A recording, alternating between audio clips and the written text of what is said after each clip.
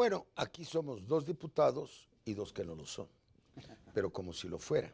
Además, esto es rotativo, mientras no se adopte la reelección indefinida y ad personam.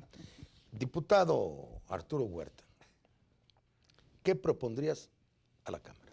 Mira, un elemento crucial del modelo neoliberal predominante es que le quitó al gobierno el manejo soberano de la política económica, le quitó el manejo de la política monetaria al darle autonomía al Banco Central y al fijar la Constitución que el principal objetivo de dicha institución monetaria es la estabilidad de la moneda, la estabilidad del poder adquisitivo de la moneda. ¿Qué propondrías? Con eso, repito, un gobierno que no tiene manejo soberano de la política monetaria no tiene manejo de la política fiscal. De ahí que está subordinado a trabajar con disciplina fiscal, a contraer el gasto público, reformas estructurales, venta de empresas para poder lograr la disciplina fiscal. Y de ahí, ¿qué está haciendo el gobierno hoy en día? Contrayendo el gasto y viene a profundizar la crisis. ¿Justo para qué? Porque tiene que trabajar con disciplina fiscal. El Banco Central no está actuando como prestamista de última instancia. Hay un problema de liquidez tremendo, ¿no? El Banco Central tendría que bajar la tasa de interés, ¿no? Estados Unidos está a 0 y 0.25%. Pero se necesita reformar al Banco de México. Exactamente. Hay que decirle no a la autonomía del Banco Central. La autonomía del Banco Central fue posible, ¿por qué? Por la entrada de capitales. ¿Y quién manejaría el Banco Central? Pero resulta que ahora, ante la caída de entrada de capitales, ya no hay viabilidad de autonomía del Banco Central. Repito, el Banco Central, al seguir con esta política, ¿qué está haciendo el Banco Central? Se está endeudando 47,000 millones con el Fondo Monetario Internacional. 30,000. Hace 2 semanas, 4,000 millones de dólares más, 30,000 con la Reserva Federal de Estados Unidos. ¿Y qué está haciendo con ese recurso? Se lo está dando al capital financiero para mantener estable el tipo de cambio. Y es una deuda que todos vamos a pagar, carajo, así como la pagamos en los 80s. ¿No? Y se la está dando al capital financiero. En vez de que esos recursos vayan a desarrollar la agricultura, la industria, a crear condiciones de pleno empleo, no. Se está dando al capital financiero. Entonces, yo como diputado, repito, hay que retomar el manejo soberano de la política económica, que pasa por decir no a la autonomía constitucional, que pasa reforma constitucional justo para retomar el manejo soberano del gobierno de la política monetaria. Los bancos centrales surgieron en el pasado para financiar a la corona, en el caso de Inglaterra, para lograr condiciones de estabilidad financiera. Y este Banco Central no responde a ello, está respondiendo a los intereses del capital financiero. Y repito, otra modificación constitucional es, no puede mantener la disciplina fiscal en un contexto de caída de exportaciones, caída de entrada de capitales. Tienes que trabajar con gasto público deficitario, así como está haciendo Estados Unidos, así como está haciendo Europa, políticas contracíclicas, y no lo que está haciendo el gobierno de contraer el gasto justo para lograr la disciplina fiscal que no viene a profundizar la crisis. ¿El principal responsable es Hacienda o el Banco de México? A mí me pareció muy significativo, permíteme. Sí. Pero no están trabajando de acuerdo. Cuando el discurso de Calderón del día 2, ahí la televisión estaba sacando al director del Banco de México, bosteza y bosteza y bosteza, y la interpretación es que se aburrió, es decir, que no está de acuerdo con la política del gobierno. ¿Qué pasa? No. Mira, el decálogo que presentó Calderón el día 2 es más de lo mismo. Está planteando regulación cero, ¿no? O sea, más de regulación de la actividad económica, por favor. Es el mercado originante el que causó la crisis. Entonces, ¿cómo puedes proceder a más mercado? Está planteando una segunda reforma petrolera, no contentos con lo que lograron el año pasado. Repito, está planteando más de lo mismo. Y lo laboral también. Y entonces la cuestión, repito, ¿no? Esta crisis del modelo económico predominante, del libre movimiento de mercancías, los tratados de libre comercio, de la autonomía del Banco Central, de la disciplina fiscal, y hay que replantear todo, si no esta crisis va a seguir profundizando y, como ya se ha dicho, va a terminar con problemas políticos sociales serios. Yo te voy a hacer una pregunta, Jesús. La liga que tú presides se ha caracterizado dentro de tu partido hace muchos años, 30, 40, por ser el ala progresista. Esa es la tradición de la Liga de Economistas. Correcto.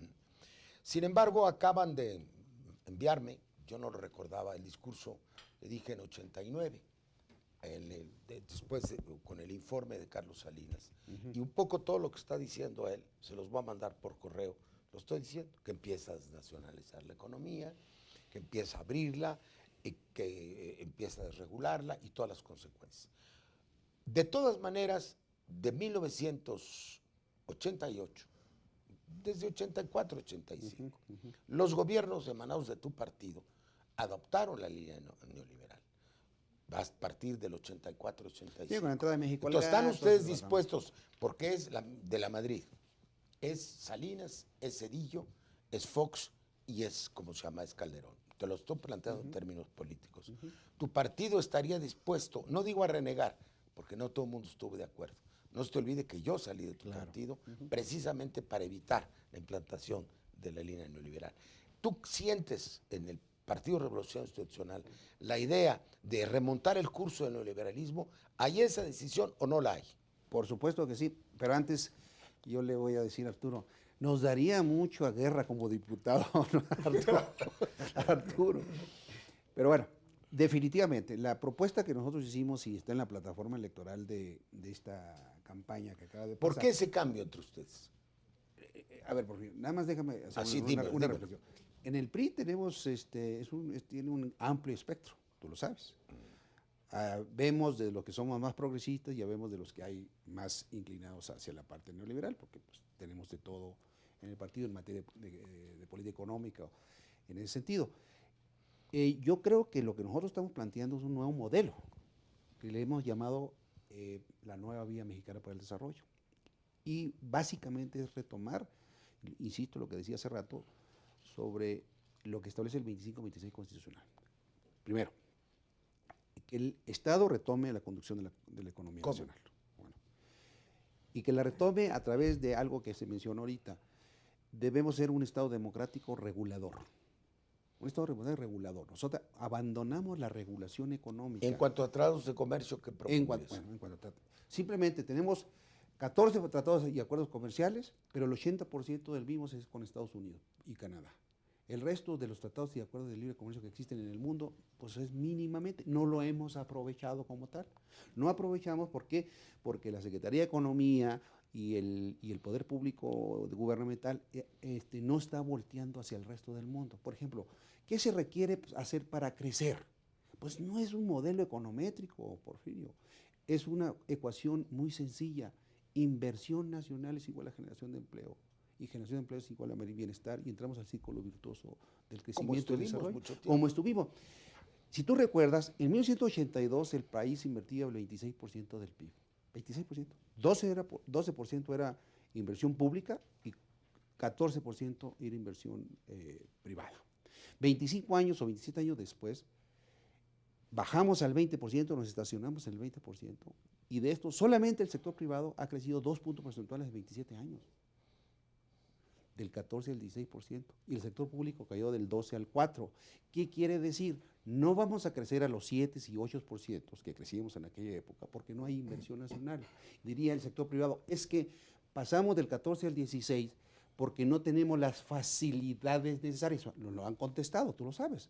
No, lo que pasa es que no se ha incorporado una política para provocar que el sector privado invierta bajo condiciones distintas, que hay que analizarlo el cómo. Vamos a rotar la pelota, Jesús.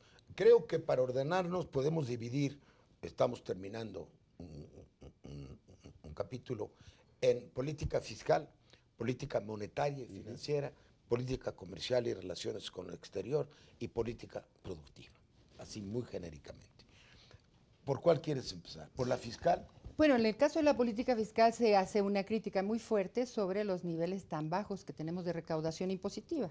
Eso de alguna manera tiene que ver también con el comportamiento del sector público, el diseño de la política económica, el diseño de la política financiera, el diseño de la política monetaria. ¿Por qué cobramos tan poco? ¿Por qué cobramos tan poco? Bueno, hay varias razones. Por un lado, pues por seguir los lineamientos del modelo neoliberal, que hemos sido más papistas que el Papa. Pero también hay muchas desviaciones, hay muchas excepciones, pero también el sector público no paga los impuestos que tiene que pagar por una serie de cuestiones que él tiene que pagar.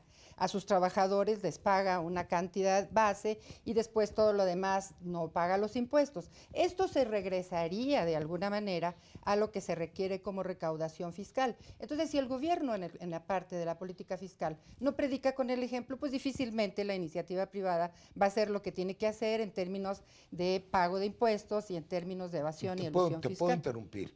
Dices que la baja cobranza viene a la política neoliberal. Yo, que no soy especialista, la veo desde antes. La señal de alerta en este país de la baja recaudación fiscal, que era más o menos el mismo porcentaje del PIB que ahora, es de 67 a 69. Entonces, el debate es, a mí me tocó, yo estaba en el corazón de las decisiones del gobierno, Un sector del gobierno, como dice él, un sector del gobierno decía, no, si porque no hemos cobrado impuestos, está creciendo la economía. Al crecer la economía, no necesitamos aumentar impuestos. Quizás si los pongamos, ese era un sector. Baje. Esto quedó determinado en que había que aumentar la tasa impositiva, es decir, fundamentalmente cobrando a los ricos, independientemente que estuviéramos creciendo, para poder crecer más. Sin embargo, no se hizo. La petrolización del país nos puso en un espejismo. ¿Para qué queremos aumentar los impuestos si nos va a llegar todo por el lado del petróleo? Entonces es un mal endémico. Yo sostengo que México está cumpliendo 40 años de no hacer una reforma fiscal. ¿Estás de acuerdo conmigo? Sí, no, es totalmente de acuerdo. La reforma fiscal es muy importante, pero otro factor que también incide en esta problemática de la masa impositiva que se puede recuperar tiene que ver con el deterioro del mercado interno.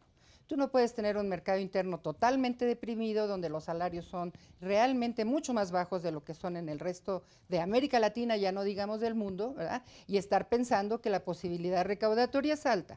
O sea, nosotros tenemos ahorita la mayoría de la población con unos niveles... No, nos están cortando, termina tu frase. Con unos niveles de salarios de hambre que ni siquiera recuperan los salarios de finales de la década de los 70. Muchísimas gracias. Vamos al tercer bloque.